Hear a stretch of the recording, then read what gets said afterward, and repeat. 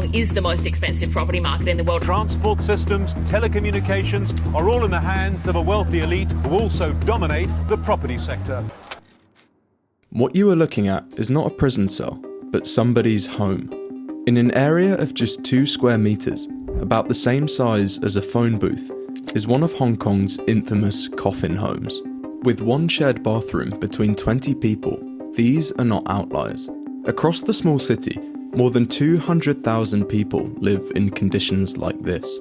This is the harsh reality of a city that has simply run out of space, leaving thousands with no choice but to live in cages. In Hong Kong, the average home costs 18 times the average family income. This is the worst housing crisis in the world. But while all this has been happening, another story has also emerged.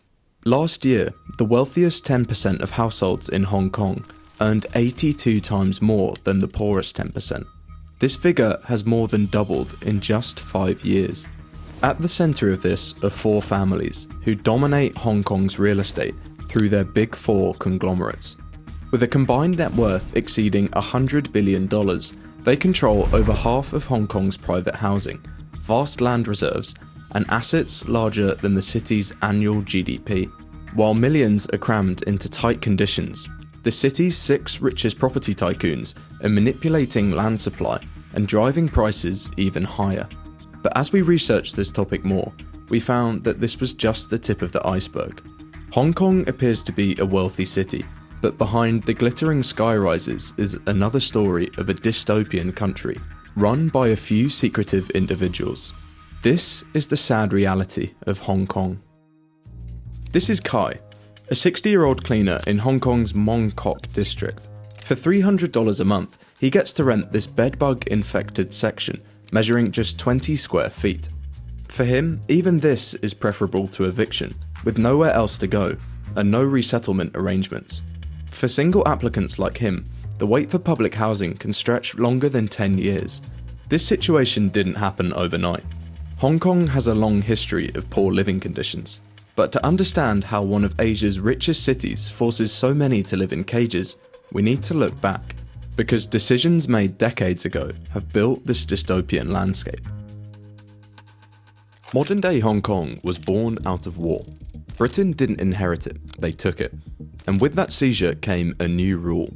As the British were essentially starting from scratch with disregard to who had owned what before, all land would instead be owned by the government and then leased to individuals and businesses. A decision made in 1841, which still controls the price of rent in 2025. After World War II, Hong Kong's strategic location and business-friendly policies sparked a rapid transformation. China had just experienced a revolution, and Hong Kong became a popular destination for migrants fleeing political turmoil in the mainland, bringing in the entrepreneurial drive and cheap labour, something the locals were quick to take advantage of. By the 1950s and 60s, Hong Kong had become a manufacturing powerhouse, producing everything from textiles to electronics for exports. Hong Kong's economy exploded. Its GDP multiplied 20-fold in less than 2 decades, transforming a coastal outpost into a capitalist powerhouse. It became a global trade hub, joining Taiwan, South Korea and Singapore as one of Asia's 4 tigers, the fastest growing economies in the region. But the faster a city grows, the more fragile its foundations become. By the 1980s, manufacturing had begun its inevitable decline. Companies were starting to move operations to mainland China, where labour was cheap and costs were lower. If they wanted to stay one step ahead, Hong Kong had to chase something different. They pivoted to finance. Having already established themselves as an economic powerhouse, it wasn't too hard to persuade multinational corporations to set up headquarters on the island. And by the 1990s, more than 10,000 firms were moving into Hong Kong every single year. It became one of the world's leading financial centres. But as the clock ticked toward the end of the British rule, the future was starting to look uncertain. As the 1997 handover loomed, many feared what would happen once China took control. The communist regime was renowned for ruling with an iron fist, with media takeovers and asset seizures commonplace. Capital flight was inevitable. Investors and wealthy residents pulled hefty amounts of money out of the country, and within months, the Hang Seng Index plunged by over 20%. Then, just as the transition was underway, another disaster struck. Asia hit a debt crisis. But beneath the surface, a deeper problem was brewing. With just over 1,000 square kilometers of land, Hong Kong was struggling to keep up with a growing wave of people chasing opportunity. By 1999, population density in the city had soared past 6,000 people per square kilometre, 150 times the global average, surpassing even London and New York.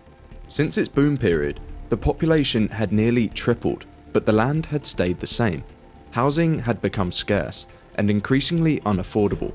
This was the era that gave rise to Hong Kong's cage homes, tiny wire mesh compartments crammed into overcrowded flats. First seen as a temporary fix in the 1950s for the migrant boom, they became a lasting symbol of the city's housing crisis. As property values climbed to some of the highest in the world, the dream of home ownership drifted further out of reach for the average worker. But that was just the beginning of the real nightmare. What would happen next turned a system which was unequal into one which was completely rigged.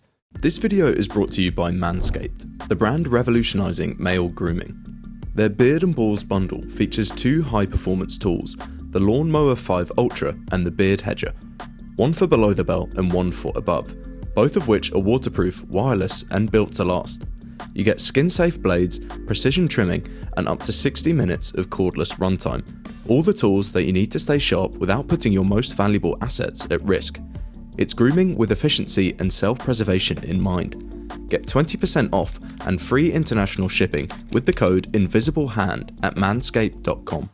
When China took over Hong Kong, it inherited a city with potential, but also laden with imperfections. Many thought that Hong Kong, and especially its outdated housing policies, would soon be a thing of the past. But the system Britain built to enrich the empire wasn't torn down by China. Instead, it was adopted and perfected. As the city reeled from the financial crash, Hong Kong's newly appointed government needed solutions fast. They had an economy to stabilise, businesses to keep afloat, and a population to reassure. So instead of reforming the system, they doubled down, slashing the top rate of income tax from 25% to just 16%. The logic was simple. Lower taxes would encourage consumer spending, drive demand, and keep the economic engine running. But there was a problem, a massive one. Hong Kong still had to pay for all the things that kept the country running. Buses, trains, and even schools all needed government money to survive, and with less tax revenue coming in and the same money being spent, they were on the brink of a financial crisis. So, in a moment of desperation, the government turned once again to the colonial land system and started taking advantage of it by selling government-owned land to generate revenue. They didn't hold back and sold heaps and heaps of land, bringing in around $20 billion every single year. For the government, this was the perfect fix. Land sales alone covered more than 10% of the government's entire budget, enough to fully fund the city's entire public healthcare system. The formula was simple. Keep selling land, keep the money flowing, and keep the system running. But this gold rush wasn't for everyone. The average Hong Kong worker could barely afford rent, let alone buy land. So, who was really snatching up all these million-dollar plots? When leadership changes, opportunities present themselves. The collapse of the Soviet Union gave rise to the oligarchs, and Hong Kong was no different. A small, ultra-wealthy elite saw the opportunity of a lifetime and seized it. As the government sold off their land at an unprecedented rate, a handful of powerful families quietly tightened their grip on Hong Kong's real estate market.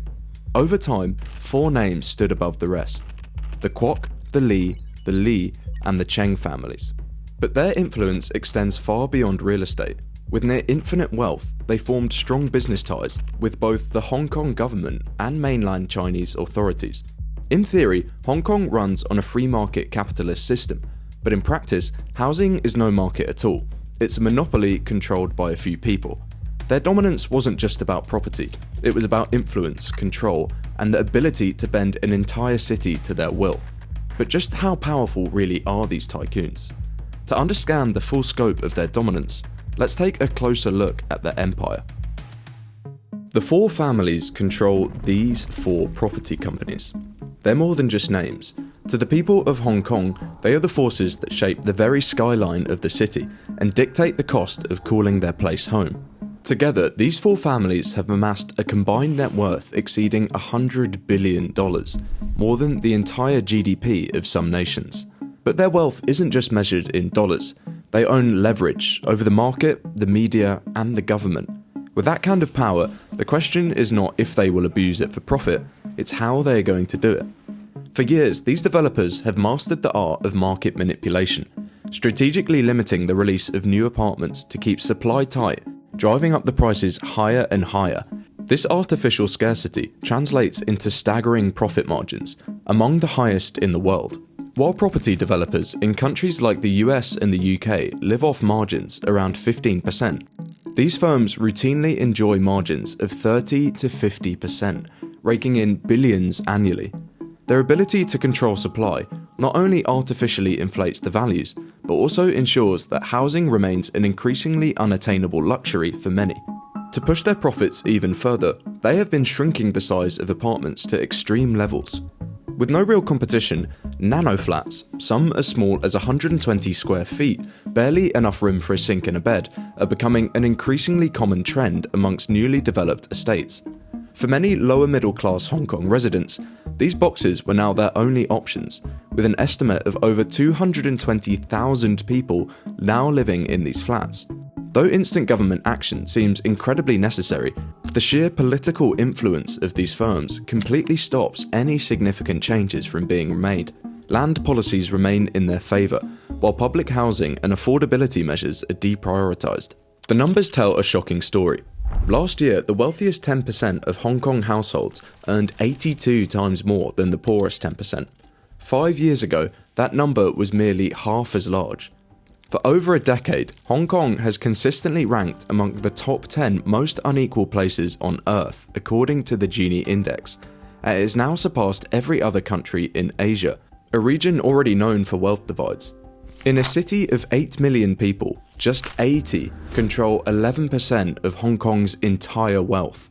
That's a higher concentration of wealth than Russia or South Africa, some of the most unequal nations in modern history. The rich grow richer simply by holding assets, while the working class fights just to keep a roof above their heads. And as property values soar, the gap between those who own land and those who rent it becomes insufferable. Economists have coined a new term for Hong Kong's paradoxical system: Pluto communism. Despite growing public outcry, the government has remained silent, its actions minimal and its solutions ineffective. In 2024, Chief Executive John Lee announced so-called reforms for subdivided housing. It made headlines, but coffin homes were explicitly excluded, leaving the city's worst living conditions still completely legal and thriving. Rent control was also dismissed, with officials claiming it would interfere with the market. There were no relocation plans, no safety nets, just a silent understanding. If you couldn't keep up, you were pushed into a cage. But this crisis isn't inevitable. In fact, other cities have faced similar challenges and found solutions. Take Singapore, a city with a population density the same as Hong Kong, yet virtually free from its housing nightmare.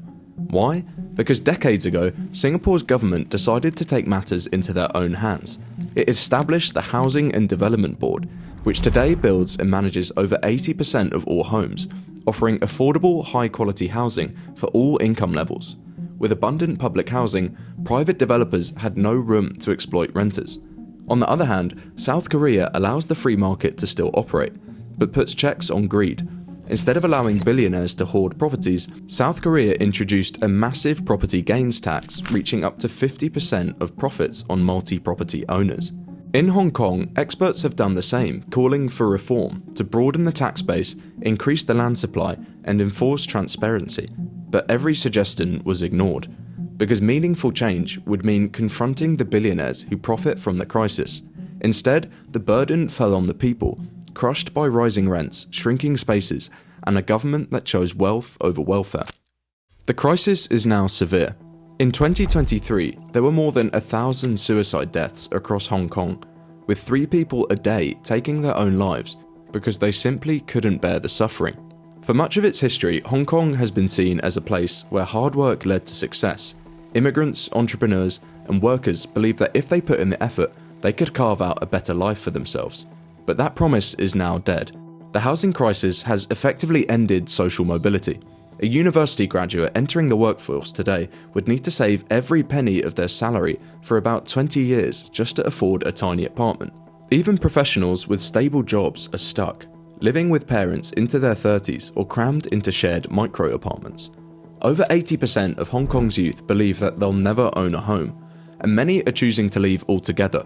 From 2020 to 2022, 140,000 people, mostly young, educated professionals, left the city in search of a future elsewhere. Hong Kong's crisis is not a unique case.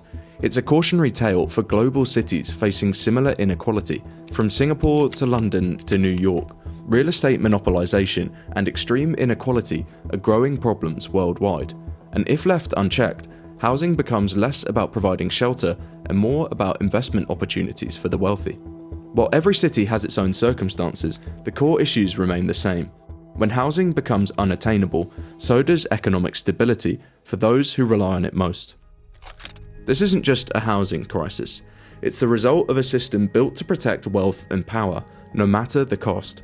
What began as a colonial land grab has evolved into a modern-day monopoly, refined under new rulers, but rooted in the same logic: extract as much as possible from the many to benefit the few. In Hong Kong, inequality wasn't an accident, it was engineered. Today, billionaires own empires of land, while the working class is packed into metal boxes. This is a warning, because if we allow housing to remain a tool for speculation, if we continue to accept extreme inequality as normal, then Hong Kong's present may soon become everyone's future. The clock is now ticking, but the question is, what will we do about it?